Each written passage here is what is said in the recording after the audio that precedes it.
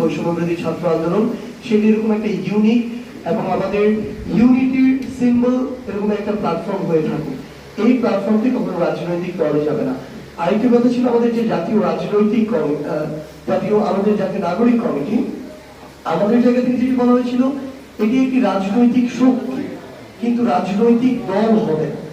এখান থেকে জাতীয় নাগরিক কমিটি থেকে হতে পারে, বৈষম্যবিরোধী ছাত্র আন্দোলন থেকে হতে পারে, দুই জায়গা থেকে যারা আগামীর বাংলাদেশের তরুণ প্রজন্মের নেতৃত্বের জায়গাটিতে যেতে চায়, এবং আমরা বিশ্বাস করি অবশ্যই অভ্যুত্থানের ডিমান্ড হচ্ছে তাদের সেখানে যাওয়া উচিত।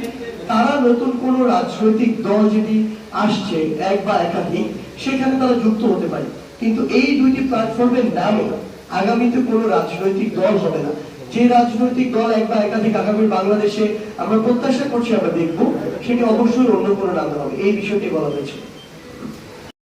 সেই বিষয়টি আসলে আমরা আমাদের এই প্রোক্লেমেশন অফ জুলাই রেভলিউশন আমরা সেখানে লিখিতভাবে লিপিবদ্ধ করব, এবং আমরা এটি একটি খসড়া করেছি ইতিমধ্যে।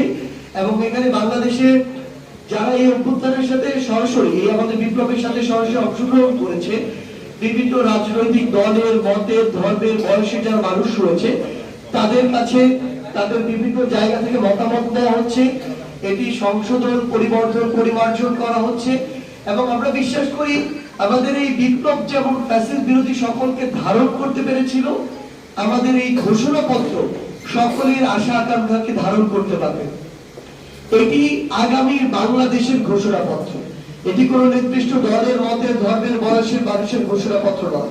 যেমন ভাবে 24-এর বিপ্লবটি সকলের ঘোষণাপত্র ছিল, আমরা আমাদের জায়গা থেকে মনে করি বাংলাদেশের এই অন্তর্বর্তীকালীন সরকার যারা এই বিপ্লবের ফলে এসেছে, তারা থেকে শুরু করে যে সকল ফ্যাসিস্ট বিরোধী রাজনৈতিক দল একসাথে রাজপথে লড়াই করেছে, তাদের সকলে মতামত এবং সক্রিয় অংশগ্রহণের মাধ্যমে আমরা আমাদের জায়গা থেকে আমাদের জাতীয় শহীদ মিনার, যেখানে একদম অফিসিয়ালি 6 জুন প্রথম আমাদের এই আন্দোলনটি শুরু হয়েছিল, সেখানে আমরা এপ্রিল ডিসেম্বর আমাদের জায়গা থেকে এই ঘোষণাপত্রটি একসাথে আমরা ঘোষণা করার একটি প্রস্তুতি নিচ্ছি। এবং এই সামগ্রিক বিষয় নিয়ে আমাদের এই মুহূর্তে বৈষম্যবিরোধী ছাত্র আন্দোলনের আমাদের এই বিপ্লবের অন্যতম সমন্বয় হাসনাত আব্দুল্লাহ তার জায়গা থেকে তার কথাগুলো উপস্থাপন করবে।